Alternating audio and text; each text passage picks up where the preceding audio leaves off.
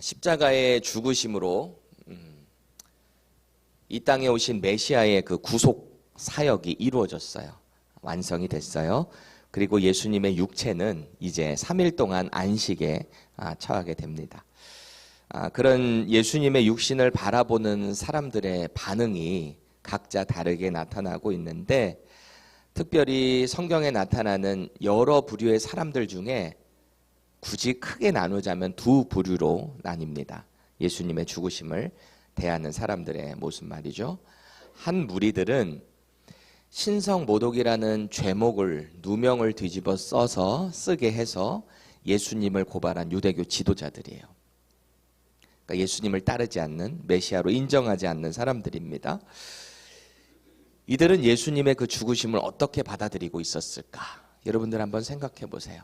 이 유대교 지도자들, 예수님을 못 박아 죽이도록 누명을 씌운 그 사람들 말이죠. 아마도 눈에 성가시는 그 가시를 뺀 듯한 아주 시원한 감정을 느끼지 않았을까요? 하는 족족마다 자기들을 자꾸 태클 걸고 말이죠. 예수님이 너무너무 보기 싫었을 것 같아요. 유일하게 자기들을 향해서 독설을 퍼붓는 그 예수님이, 그 비범한 존재가 사라졌으니 얼마나 이 사람들의 속이 시원했겠어요. 자기들끼리 환호를 했을지 몰라요. 저 예수 드디어 우리가 죽였다, 처리했다 라고 말이죠. 그런데 예수님이 살아있을 때 예언하셨던 게 있거든요. 내가 3일 만에 부활할 것이다. 그 이야기가 자꾸 이 머릿속에서 맴돌았을지 모르겠어요. 그래서 혹시 사흘 만에 예수가 부활할지 모르니까 온갖 방법을 총동원해서 이 사건을 묻어버리려고 치밀하게 궁리를 하고 있지 않았을까요? 끝날 때까지 끝난 게 아니다. 이들은 아마 그렇게 생각하고 있었을지 몰라요. 속이 시원했다가도 혹시 부활하게 되면 그 전의 상황보다 더 악하게 될 거라는 마음의 불안감, 두려움, 이런 것들이 유대교 지도자들 가운데 있지 않았을까요? 초조했을지 몰라요. 앞으로 만약에 진짜 부활하게 되면 더 큰 위협이 이스라엘 전체 민족 가운데 있게 될 거다. 로마가 저 예수 때문에 우리를 완전히 이제 파멸시켜 버릴 것이다. 초조했을지 모르겠어요. 우리도 뭔가 좀 큰 일을 준비하게 되면, 어떤 프로젝트를 준비하거나 어떤 큰 일을 앞두고 준비하게 될 때 이런저런 고비들을 거치게 되잖아요. 한 산을 넘고 나면 끝났다 싶었는데 또 한 산이 나오기 시작하고 말이죠. 아주 이런 시간이 확 지나가서 나중에 안정감을 가졌으면 좋겠다, 이런 마음 드는 적 없으세요? 저는 종종 그럴 때가 있어요. 어려움 가운데 이렇게 지날 때 빨리 한 5년이 확 지나갔으면 좋겠다. 제 마음에 하나 부담감이 있는 것 중에 하나가, 여러분들 이제 4월 20날 우리 크로피시 파리 하기로 했잖아요. 보니까 한 60여 명 정도 올 거라고 예상을 하고, 한 200파운드의 크로피시를 구입을 해서 이제 제가 쿡을 해야 되는데, 한 일주일이 빨리 지나갔으면 좋겠다라는 마음도, 예전에 그 레시피를 다시 한번 이렇게 보고 있어요. 제가 5번 만들었다 그랬잖아요. 실패한 적은 없었어요. 다 하게 만족하게 먹었는데, 모르겠어요. 이번에는 제일 크게 하는 거라 저를 위해 기도해 주시기 바랍니다. 아마 이 유대 종교 지도자들의 입장에서 생각할 때 이 3일이 좀 빨리 지나갔으면 좋겠다, 이런 생각 들지 않았을까요? 혹시 진짜 부활하면 어떡하지? 부활하지 않고 우리가 한 게 옳게 될 수 있도록 그렇게 시간이 훅 지나갔으면 좋겠다, 이들의 바람이었을지 몰라요. 이제 십자가의 죽으심을 대하는 이 유대교 종교 지도자들 말고 또 다른 무리들이 있는데, 이들은 누굴까요? 예수님을 따랐던 사람들이에요. 예수님을 쫓았던 사람들.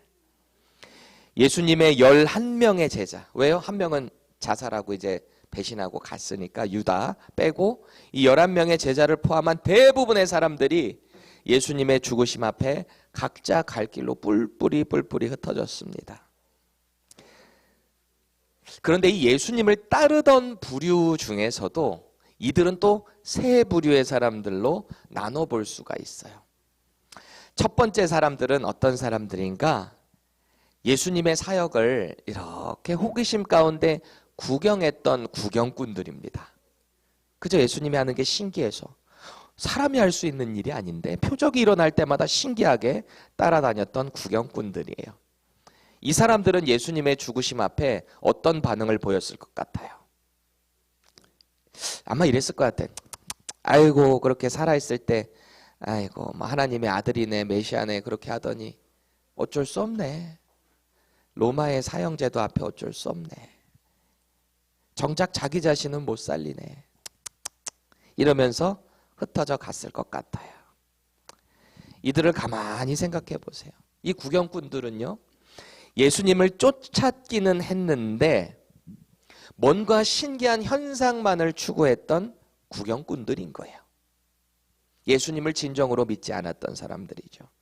뭔가 초자연적인 현상들을 목격할 때 이 자극, 그것에 만족했던 사람들일 뿐입니다. 예수님이 이 땅에 왜 오셨는지, 예수님이 왜 자꾸 자신을 하나님의 아들이라고 하는지, 그것을 믿음 가운데 접근하려고 하는 방법, 그들의 시도는 없었어요. 간절함이 없었어요. 이제 예수님을 쫓았던 두 번째 부류의 사람들은 누구인가? 여전히 예수님을 메시아라고 믿기는 하는데 자신들의 믿음을 오픈해서 사람들 앞에는 드러내지 못하는 부류의 사람들입니다. 이들의 눈앞에 보이는 예수님의 죽으심은 절망 그 자체였을 거예요. 왜요? 이들은 예수님을 믿었거든요. 그런데 예수님이 그렇게 돌아가시는 처참한 죽음 앞에 자기들의 믿음을 드러낼 수가 없는 거예요. 정치, 종교를 꽉 쥐고 있는, 사회적으로 지위를 꽉 쥐고 있는 유대교 지도자들 앞에서 신성모독으로 죽으신 그 예수님을 내가 믿습니다 라고 드러낼 용기가 없는 거예요. 왜요? 예수님을 따른다라고 얘기하면 자신들도 죽음을 각오해야 되거든요. 그거 못하겠는 거예요. 예수님과 동고동락했는 제자들, 이 사람들이 대표적 아니에요? 그렇게 3년 동안 예수님의 가르침을 듣고 표적을 보고 주님께서 권능, 귀신 쫓는 권능부터 시작해서 주님의 권능을 받았음에도 불구하고, 그것을 체험했음에도 불구하고 주님이 돌아가신 이후에 이들은 자신들이 예수님의 제자다라고 드러낼 수가 없었어요. 물론 다른 예수님을 따르는 제자들에 비해서 좀 집중적인 타겟이 되긴 하겠죠. 왜요? 예수님을 바로 옆에서 보좌했던 제자들이니까. 그래서 아마 이랬을지도 모르죠. 조금 시간을 두자. 작전상 후퇴다. 뭐 이랬을지도 모르겠지만 어쨌든 지금 이들이 할 수 있는 일은 아무것도 없어요. 그리고 세 번째 부류의 사람들이 있는데요. 이 사람들은 유대교의 엄청난 압박과 협박 가운데서도 당당하게 우리가 예수 그리스도의 제자다라고 드러내는 사람들입니다. 오픈하는 사람들이에요. 바로 오늘 본문에 우리가 읽어본 아리마대 사람 요셉과 니고데모 같은 사람이죠. 이 두 사람의 공통점이 두 가지가 있어요. 말씀에 나타나는 첫 번째 공통점이 뭔가, 둘 다 유대, 이스라엘 사회 가운데 종교, 도덕, 정치 모든 것을 총망라해서 최고의 종교기관인 사내들인 공회원들입니다. 아무나 되는 게 아니죠. 대제사장을 포함한 71명의 사람들이 그곳에서 보통 이 사내들인 공회원에 들어가면은 거의 살아서 나오기가 쉽지 않을 정도로 종교, 정치 판단을 하는 법정이기 때문에 예수님도 거기 가셨다가 결국은 사형을 언도되신 거잖아요. 높은 사람들인 거예요. 이 니고데모와 아리마대 요셉이 말이죠. 두 번째 공통점이 뭔가, 둘 다 예수님 살아생전에는 드러내놓고 자신들이 예수님의 제자다라고 말하지 못했던 사람들이에요. 둘 다. 오늘 예수님의 죽으심을 대하는 여러 부류의 사람들을 보면서 우리가 자신을 한번 생각해 보세요. 나는 어떤 부류에 속하는 사람인가? 현재 나의 신앙생활은 어떤 부류에 속해서 나는 하나님을 어떻게 섬기고 있는가? 자신을 한번 점검해 보세요. 그리고 하나님께서 원하시는, 기뻐하시는 방향으로 믿음의 결단이 있기를 축원합니다. 먼저 아리마대 사람 요셉을 좀 우리가 집중적으로 볼게요. 이 마지막 부류에 있는 자신을 드러내놓고 보는 이 사람들, 제자들 말이죠. 38절 다시 보세요. 아리마대 사람 요셉은 예수의 제자이나 유대인이 두려워 그것을 숨기더니 2일 후에 빌라도에게 예수의 시체를 가져가기를 구하매 빌라도가 허락하는지라 이에 가서 예수의 시체를 가져가니라 그래요. 이 사람은 그동안 자신의 그 사회적 지위, 동료들의 그 시선 때문에 자신이 예수님의 제자다, 그것을 드러내놓고 말하지 못했어요. 그 시선이 혹시 내가 예수의 제자라고 했을 때 내가 가지고 있는 모든 지위와 사회적인 모든 체면들을 레퓨테이션을 다 잃어버릴 거라고 생각해서 그게 두려웠던 거예요. 그런데 이제는 자신의 인생을 송두리째 포기해도 될 만한 사건을 목격하게 된 거예요. 그게 언제래요? 그 일 후에 그래요. 이 사람이 언제부터 이렇게 됐냐? 이 일 후에 그러는 거예요. After these things, 그것을 딱 보고 난 이후에 이 사람의 태도가 바뀐 거예요. 예수님의 죽으심을 보고 삶이 완전히 송두리째 바뀌었어요. 그 일이 뭐였는가? 이 일이 언제 어떤 일이었는가? 로마 병정에게 잡히시는 순간부터 십자가에 돌아가시는 그 모든 순간이 성경의 약속을 성취한 것이다. 이게 딱 확신이 들고 나니까 도저히 더 이상 가만히 있을 수가 없었던 거예요.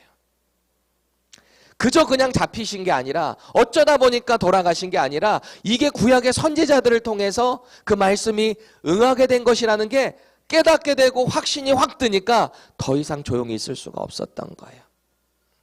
그동안은 멀리서나마 예수님 당신이 하늘에서 온 분입니다. 요 정도 믿음이 있었다면 이제는 이 모든 과정을 목격하면서 그 모든 예언의 말씀이 성취된 것을 보면서 저분이 진짜 하나님의 아들이시구나, 정말 메시아시구나, 이게 깨닫고 나니까 가만히 있을 수가 없는 거죠. 그래서 그분의 죽으심을 눈앞에서 보고는 이 마음의 양심이 흔들리기 시작한 거예요. 양심. 제가 많이 말씀드리잖아요. 그리고 성경이 많이 이야기하잖아요. 우리가 예수님을 영접하고 고백하는 순간 우리 안에 거룩한 하나님과 예수 그리스도의 영이신 성령님이 들어오신다고 하잖아요. 그러면요, 꼭 우리의 양심 가운데 찔림을 주십니다. 그게 하나님의 은혜예요. 양심에 찔림이 없는 거는요, 오히려 신앙생활 가운데 가까이 가기가 힘들어져요. 양심에 찔림이 있으신가요? 하나님의 은혜로 믿으셔야 돼요. 그래서 이 아리마대 요셉은 가만히 있을 수가 없었어요. 그리스도의 진리가 이 안에서 살아서 역사하는 거예요. 저분이 바로 메시아구나. 아주 뜨거워요. 이 마음이 너무 뜨거우니까 가만히 있을 수가 없는 거예요. 왜 저와 여러분들도 그럴 때 있죠. 은혜가 막 충만하면 가만히 있을 수가 없죠. 옆에 도와줘야 될 사람들이 막 보이기 시작하죠. 초대교회 성도들이 그랬던 거 아니에요? 성령이 충만하니까 고아와 과부들, 교회의 필요가 자꾸 보이기 시작하는 것.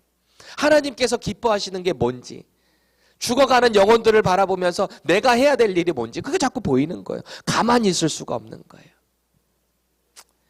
생각해 보세요. 예수님을 십자가에 못 박도록 사형을 언도한 이 예루살렘 지역 총독을 찾아가는 것, 그것도 자신이 사내들인 공회원의 한 명인데 그 빌라도를 찾아가는 그 길이 이 아리마대 요셉에게 쉬었냐는 거예요. 그 과정 가운데 얼마나 많은 생각들이 있었겠어요. 계산도 해보지 않았겠어요? 내가 저 빌라도를 찾아가는 순간 나는 이제 사내들인 공회원이고 공회원에서 박탈되는 것은 물론이거니와 나도 죽을 수도 있겠다라는 각오를 해야 되지 않았겠어요? 그 빌라도를 찾아갈 때 말이죠. 다른 제자들은 죽을까 봐 다 도망갔어요. 도망가고 베드로 보세요. 3번이나 부인할 때 저주까지 하면서 예수님을 부인하는데 말이죠. 그런데 이 아리마대 사람 요셉의 양심은 예수님의 죽으심 앞에 비로소 깨어나기 시작한 거예요. 그걸 딱 보는 순간 양심이 깨어나기 시작했어요. 처참하게 죽은 예수님의 시체를 그대로 보고 있을 수가 없었던 거예요.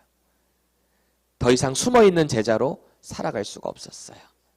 그래서 자신의 그 사내들인 공회원의 지위를 사용해서 총독 빌라도를 찾아갔고 그에게 예수님의 시체를 요구하게 된 것입니다.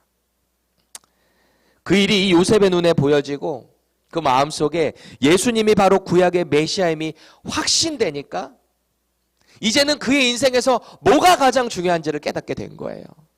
이 지위가 중요한 게 아니구나. 내가 지금 당장 해야 될 것은 예수님의 제자라는 것을 드러내고 그분의 제자로 살아가야 되는구나.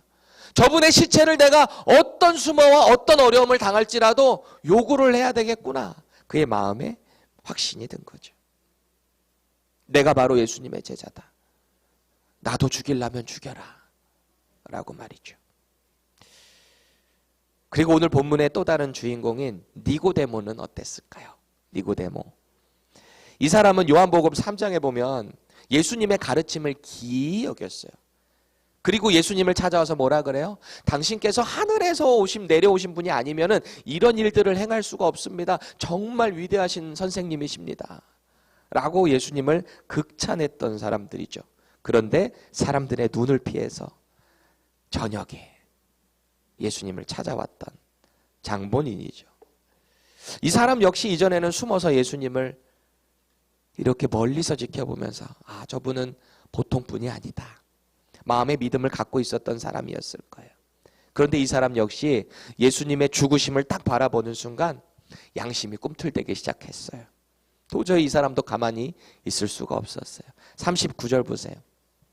모략과 침향 섞은 것을 100리트라쯤 가지고 왔다 그래요. 이 모략은 우리가 너무 잘 알고 있듯이 동방박사가 예수님의 탄생을 축하하면서 가져온 귀한 선물이었잖아요.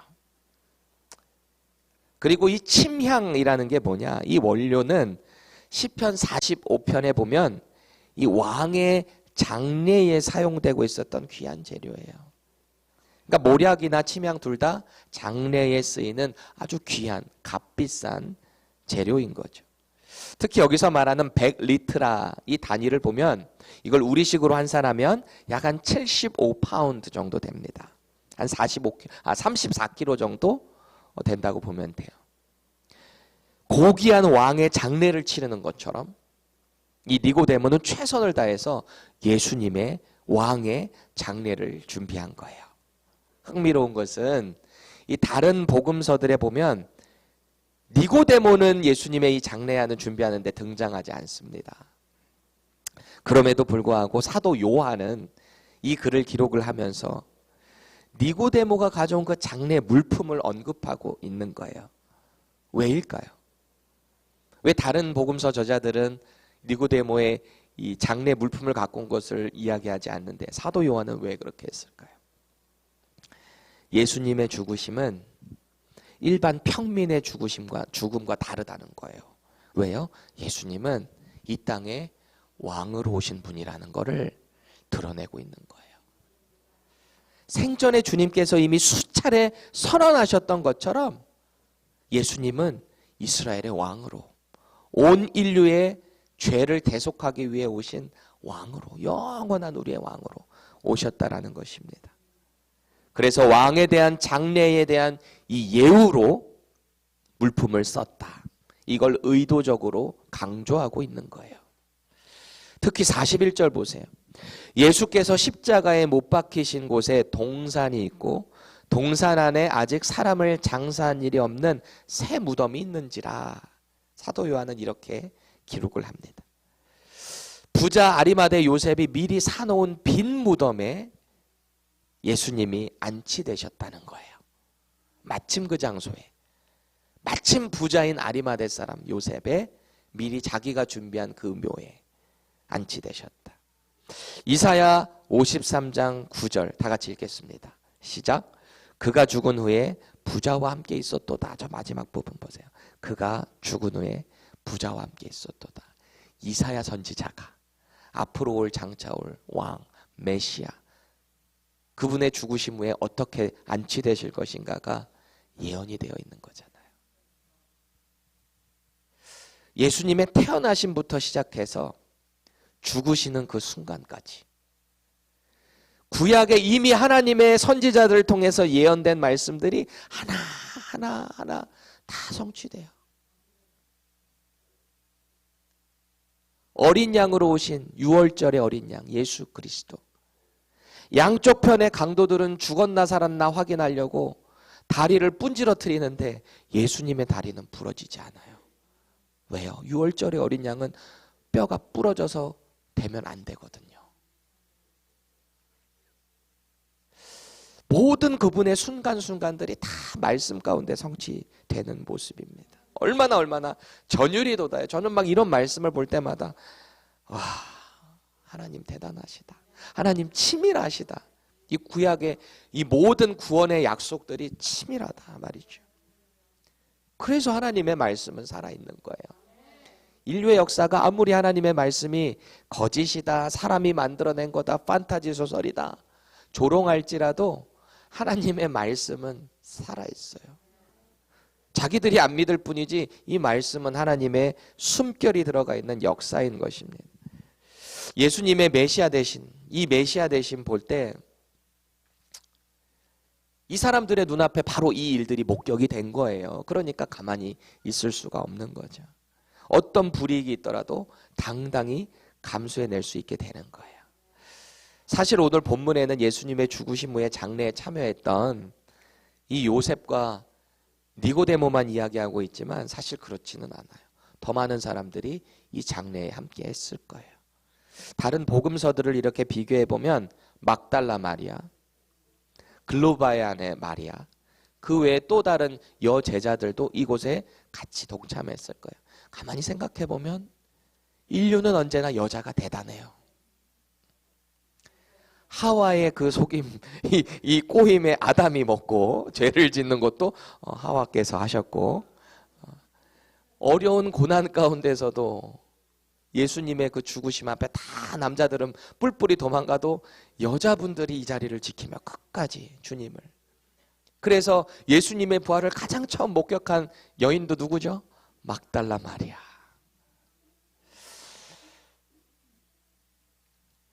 당시에 예수님을 따르던 많은 끝까지 남아있던 제자들이 그 장례에 함께 했을 거예요. 그런데 예수님이 돌아가신 것이 우리 시간으로 보면은 금요일 오후 3시거든요. 근데 이 안식일 규정, 특별히 이스라엘 사람들의 아침의 시작은 오후 6시부터 0시가 시작이 돼요.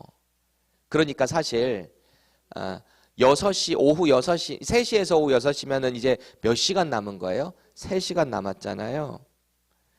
그러면 이 3시간 동안에 모든 그 장례 절차를 다 맞춰야 되는 거예요. 왜요? 안식일이 시작되면 일을 하면 안 되니까. 이 장례 절차가 얼마나 분주하고 바쁘게 진행됐겠어요. 예수님의 장례가. 아마 이 손도 부족했을 거예요. 사람들 좀 더 이렇게 모아야 될 텐데. 사랑하는 그 예수님의 시신을 정성스럽게, 그리고 더 기억하기 위해서 최선을 다하고 싶었을 텐데 시간은 부족하고 일손은 부족하고 말이죠. 얼마나 분주했을까. 그래서 누가복음 23장 55절에 보면 이래요. 갈릴리에서 예수와 함께 온 여자들이 뒤를 따라 그 무덤과 그의 시체를 어떻게 두었는지 보고 미리 상황 파악을 하는 거죠. 이 절차, 장례를 하려면 빨리빨리 일이 진행이 되려면 상황이 파악이 돼야 되잖아요. 어떤 일을 하게 될 때. 왕의 장례를 신속 정확하게 준비를 했다라는 것을 보게 되는 거예요. 이렇게 우리는 예수님을 쫓는 세 부류의 사람들을 살펴봤습니다. 여러분들은 어떤 부류에 속하는 사람들 같으세요? 예수님의 제자임을 당당히 밝힌다는 것은 이때도 그랬지만 사실은 지금도 비슷하지 않아요? 세상 가운데 내가 그리스도인입니다 라고 했을 때 이때처럼 바로 생명의 위협까지는 아니더라도 나의 사회생활에 생명의 위협을 받을 수도 있어요. 그렇죠? 지금도 다양한 여러 국가들, 특별히 신앙의 자유가 없는 북한이나 중동의 이슬람권에 있는 여러 국가들은 목숨 걸고 내가 예수님의 제자다라는 것을 드러낼 수밖에 없어요. 세상은 우리가 예수님의 제자라고 할 때 그 자체를 촌스럽게 볼 수도 있어요. 제자? 그 시간에 뭐하러 거기 교회를 가냐. 세상에서 즐기지. 웨이스팅하다고 보는 거죠. 마치 교회가 사회의 악인 것처럼 정말 잘못된 종교를 가리키는 그런 교주들 때문에 교회까지도 이상하게 손가락질하며 지탄을 하고 있습니다. 자연스럽게 이런 사회적인 분위기가 되다 보니까 내가 교회 다닙니다. 나 그리스도인입니다. 나 하나님 사랑합니다. 나 예수님의 제자입니다. 이 말을 자신 있게 못하고 위축되는 경향이 없지 않아 있는 것 같아요. 제가 한국에서 신대원 아마 2학년이었던 것 같아요. 그때 2007년도였는데 어떤 차량 집회에 갔다가 여러분들도 많이 봤을 것 같아요. 터키에서 온 기도 편지. 그게 너무너무 그 영상이 충격적이었기도 했고 생생하게 지금도 남아 있어요. 이 말라티아라고 하는 터키 중동부 지역에 일어난 끔찍한 살인 사건이었는데요. 독일 출신의 틸만이라는 선교사님이 그 지역에서 이제 선교를 하는데 대놓고 할 수는 없으니까 2003년부터 거기 살면서 터키어를 번역하는 성경도 번역하고 소책자를 만들어서 그걸 배포하는 일을 했대요. 비밀리에. 그리고 그 가운데 사람들을 하나하나 컨택하면서 복음을 전했겠죠.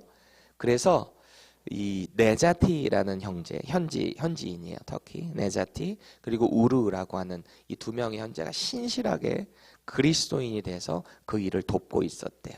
근데 이슬람 극우 단체들이 미리 잠입해가지고 그 일들을 알고 잠입을 해가지고 5명의 사람들이 총을 들고 아주 젊은 청년들이었대요. 총을 들고 와서 이 사람들을 위협해서 묶고 이 밧줄로 묶은 다음에 고문을 얼마나 많이 했는지 칼로 손발을 묶어놓고 이 선교사님 같은 경우는 150 몇 번의 이 자상을 칼로 입히고요. 이 두 터키 형제들에 대해서도 말할 수 없는 고통들, 셀 수도 없는 그런 자상을 입히며 순간순간마다 이렇게 이야기를 했대요. 고문할 때마다 예수를 부인해라, 알라를 최고의 신으로 인정해라, 그러면 살려주겠다 얘기를 했답니다. 근데 이 사람들이 끔찍한 고문 가운데서도 한 번도 예수를 부인하지 않습니다. 결국 이들은 잔인하게 결국 목까지 잘려서 참수를 당하게 됩니다. 이 끔찍한 사건이 일어난 후에 이 틸만 선교사님의 와이프 사모님인 이 수잔나 이 선교사님이죠. 이분이 이 현지 TV 방송에 나와서 인터뷰를 공개를 하는데 이분이 그러는 거예요. 나는 그 살인자들을 용서합니다. 왜냐하면 그들은 자기들이 한 일을 모르기 때문입니다. 용서합니다. 나는 죽어서 이 지역에 묻힐 것입니다. 이렇게 이야기를 했대요.